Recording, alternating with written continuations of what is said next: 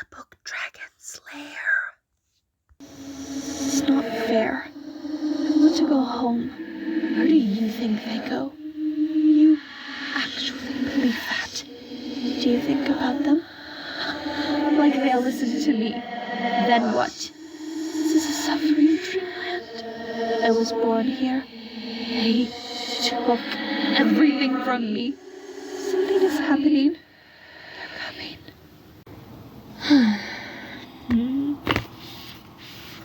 Now let's see. Here we are. Day 17th of Runda. I continue to forward my research in the experiment Altavi. This experiment entails the mating between subject A and patient 13. 54 attempts at seduction have been made, and all attempts thus far have been in vain. While I still remain optimistic, I do fear there may be some drastic actions required if this experiment is to procure and go on any further. I'd rather it not come to that. After all, Subject A is in a very fragile state since the last experiment, and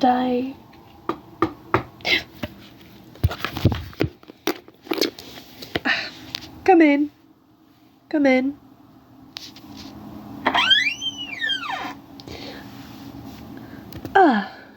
There you are. I was wondering when you'd finally arrive. It's good to see you. Welcome. Yes, I know. You are Brother Uther's kin, and that is why you have been brought here to me to serve as my apprentice within the 13th ward. But where are my manners? I'm terribly sorry.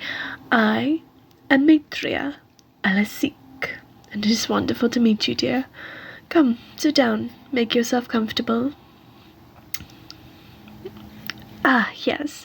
Brother Uther did mention your extensive studies when it comes to the patients of ours. After all, what we do here within the Order is very, very important. Well, as you know, we are strictly trying to maintain the way of life, to keep the balance in the world that is so tipsy as of late. Everything is drastically out of order, when it should be in order. But I rest my case. It's good that you're here. After all, the Order thrives on the young minds. After all, you wonderful young people are our future. But that being said, dear, I don't want you to think you're going to get any special treatment just because you are Brother Uther's kin. As far as I and the Order are concerned, this is your special treatment. Coming to us and starting out as an apprentice so early on. Well, after all, when a young person like yourself wants to enter the Order, they have to complete at least months, 13 months at least, of physical labor. After all, you must be absolutely fit, physically, mentally, and emotionally. And usually, they do their 13 months of labor, and they work their way to an apprenticeship. After all, we need young, strong people like yourself. And while I am very impressed by your accomplishments at the university in which you studied in, you will need to know a lot more than just the basics when it comes to monsters. Well, yes. After all, they are our enemy, and they are nothing but a menace to humanity. Dragons scorching villages to the ground, fairies kidnapping children. But yes, so, given that you must be very intelligent, you must be ready intellectually, physically, and mentally, as well as emotionally. Every day, when you are done with your duties, you will fulfill a study period. One in the morning, one in the afternoon, and one in the evening. Oh, of course. After all, if you don't know that you're in a battle, then you do not fight. Ignorance is the Order's greatest weakness and our enemy's greatest weapon, and as such, it is impertinent that you remain ever intelligent. So, as I mentioned before, after your daily duties, you will have a study period, 3 times a day, morning, noon, and evening. And I will make sure to check your knowledge and test you every other Thursday. Does this make sense? Feel free to ask me questions or take down notes. After all, there is a lot for you to learn here within the Order.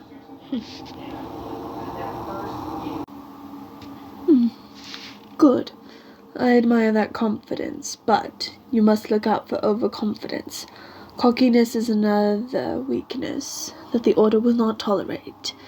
After all, our enemies are very easy getting underneath the skin of someone who is overconfident. Again, no weakness will be tolerated in the Order. Only the best of you can become hunters. And if you succeed in your work here at the 13th Ward, this is the ward that I preside, if you are successful, then you will gain training into knighthood, and from the knighthood, you will graduate into a hunter, which means you will be able to go out slaying the enemies of the Order and protecting our way of life. But I digress. Your first task here in my ward is to visit the list of patients on this list. Yes, there are 12 of them, but that shouldn't be too much of a challenge for you, dear. Now, you are going to visit these patients throughout the year. Interview them, question them, and get as much information as you can out of them. Oh, no, it's not dangerous in the slightest. These patients are kept well under lock and key, and they know better than to cause a disruption, as it were. That being said, if they were to try and break out of their cells, you will have a guard beside you, and you will also, of course, have means to defend yourself with. I'm not throwing you to the lion's den. I know Bartholomew would certainly do that, but not me. I believe when it comes to you apprentices, a gentle but firm hand is needed. But that is your task for me. You will go through this list. You don't have to go in order, but I think it would do you well. But yes, visit these patients of ours, interrogate them, and get all the information you have out of them. After all, if we know what our enemies are planning, then we have the upper hand against them when they do try to strike. Easy enough. Well, I suppose it is easier to crush an ant underneath your thumb than it is to fight a wild bear. But then again, a bear is much more troublesome if you don't kill it first. Now, I suggest you take care of the first patient on the list. Yes, patient number 3.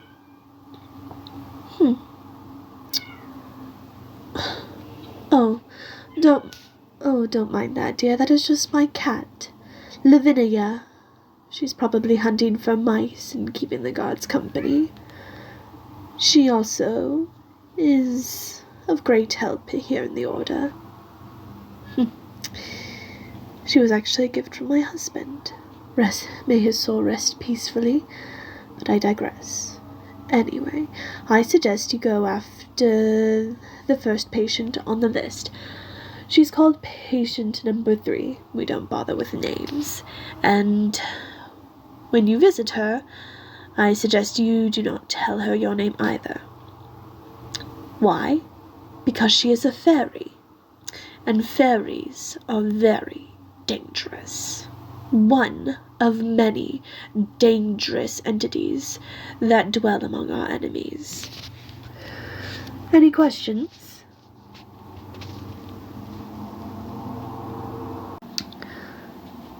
Your name? Well, when you are approaching this patient, in particular, you must not give her your real name, as fairies are very particular with their magic. You see, names have power, and if you give a fairy your name, then they own you, and they can control you, and we have had many novice apprentices lose themselves to quite a few of our patients who have attempted to make a break attempt. Break out of the order and fight back. Well, it would be terrifying were we not prepared for the situation. It just took a little bit of sleeping agent and some iron to the skin for a bit of a reprimand.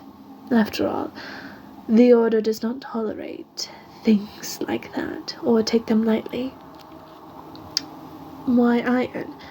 Because iron burns fairies. It is one of their great weaknesses. And while, yes, all our fairy patients and those patients who possess magic of any kind are bound not only in regular cuffs but with a special brace that hinders their magic, this is one of the precautions that we use to keep them docile and, well, keep them in general. After all, you cannot trust any of these monsters. They are ruthless, they are cruel, they are vile, they are perverse, and they are a threat to the very way of human life. Yes, there are people who think otherwise, but they are merely beguiled and bedazzled by the charm of the monsters. I have witnessed firsthand what monsters can do. Monsters took my husband from me. I have lost 3 children to them, and it is a wonder that I have managed to become a grandmother, as my children are out in the world among monsters, and yet I'm a grandmother 3 times over. You see, everything I do here, I do for my family. I want them to be safe. I want my grandchildren to be safe. And the more information we can get from our enemies here in the Order, the ones that are our patients, the more information we can get out of them, the better. After all, you don't want your future to be like this, do you? Constantly at war. I mean, say you get married to some nice young woman, and who knows, some wicked monster seduces and corrupts her into being unfaithful. Of course, you deserve much better than that. So that is why you are interviewing these monsters. Yes, as I mentioned before, there will be a guard accompanying you for these interviews, just to make sure all our guards are professionally trained and they will know what to do should a situation arise. A situation should not arise because, again, we are armed to the teeth and our patients are well secluded. They are well guarded, if you will. We do our best to make sure that they can't escape. But that is what you are going to do. That is my task for you. And of course, when you are done with your interviews, you carry on your usual duties, followed by your study periods. And I will test you. And I will want a full report on everything you get out of them. So, Here is a notebook, and here is a quill. I want you to take excessive notes. Don't leave anything out. Am I understood? Good. Good. I'm very proud of you. I know you are going to do great things, dearest. You may be one of the finest apprentices the Order has seen yet.